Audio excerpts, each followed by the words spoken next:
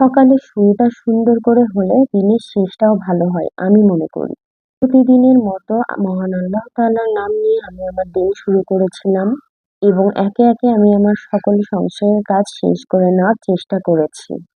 আমার যেহেতু কোনো হেল্পিং হ্যান্ড নাই, আমি সকালে শুরু থেকেই সংসারের কাজ শুরু করে দিই। আমার একটা ছোট বেবি রয়েছে, সে যখন তার বাবার সঙ্গে সময় কাটায়, এই সময়টাতেই আমি আমার সংসারের কাজে বেশি জোর দিই।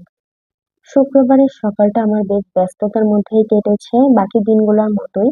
কিন্তু ওই যে আজকের দিনে না সকলে বাড়িতে থাকে, অনেক প্ল্যান প্রোগ্রাম থাকে, গেস্ট আসবে বা ঘুরতে যাওয়ার, এইসব নিয়েই কিন্তু দিনটা ভালোই ব্যস্ততার মধ্যে চলে যায়। আমারও সেম হয়েছিল।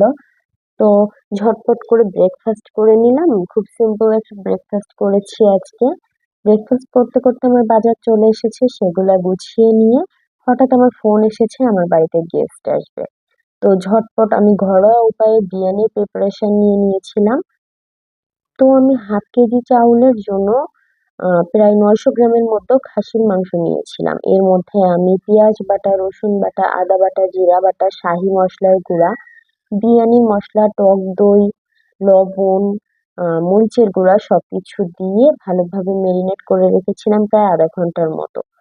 ও বলে রাখি, আমি পেঁয়াজ বেরেস্তাও দিয়েছিলাম সেখানে, আমার মনে ছিল না। আর বিরিয়ানির জন্য আমি আলাদা করে একটু বেশি পেঁয়াজ বেরেস্তা করে নিয়েছি। পেঁয়াজ বেরেস্তাটা একটু চিনি দিয়ে রেখে দিয়েছিলাম। চিনি দিয়ে রেখে দিলে কি হয়, ওটা একটু বেশিক্ষণ পর্যন্ত মুচমুচে থাকে। আমার বেশ ভালোই লাগে। তো ওই একই তেলের মধ্যে সামান্য একটু গরম মসলা, গোটা গরম মসলা আরকি, গোটা গরম মসলা দিয়ে চালটা ভেজে নিয়েছি ভালোভাবে। ভেজে নিলে কি হয়, চালটা যত ভালো ভাজা হয়, ভাতটাও তত ঝরঝরা হয়।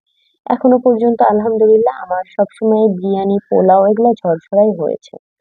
তো মাংসটা এক পর্যায়ে মেরিনেট শেষ হয়ে গেলে, আই মিন মেরিনেটের টাইম শেষ হয়ে গেলে আমি কড়াইয়ে দিয়ে দিয়েছি মাংসটা রান্না হওয়ার জন্য। এদিকে অন্য একটা কড়াইয়ে আমি দুধ দিয়ে ওই যে চাউলগুলা ধুয়ে রেখেছিলাম আগে থেকে, ওটা দিয়ে ৮০% সেদ্ধ করে নিয়েছি। আর ৮০% সেদ্ধ হয়ে আসলে আমি মাংসের সাথে ভাতটা দিয়ে দিয়েছি যে কাচ্চি বিরিয়ানির স্টাইলে, বাট এটা কিন্তু কাচ্চি বিরিয়ানি না।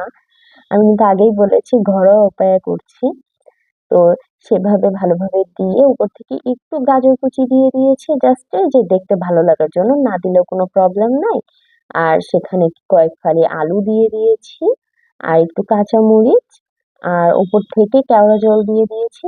এভাবে বেশ কিছুক্ষণ ভাপে রান্না করে নিয়েছি এবং ভাতটা গলে আসলে ভালোভাবে হয়ে গেলে আহ আরো কিছুক্ষণের জন্য ঢেকে দিয়ে রেখে দিয়েছিলাম এবং খাওয়ার পূর্বে এই যে সার্ভ করে নিয়েছি। বেশ ভালো হয়েছে, সবাই খুব পছন্দ করেছে।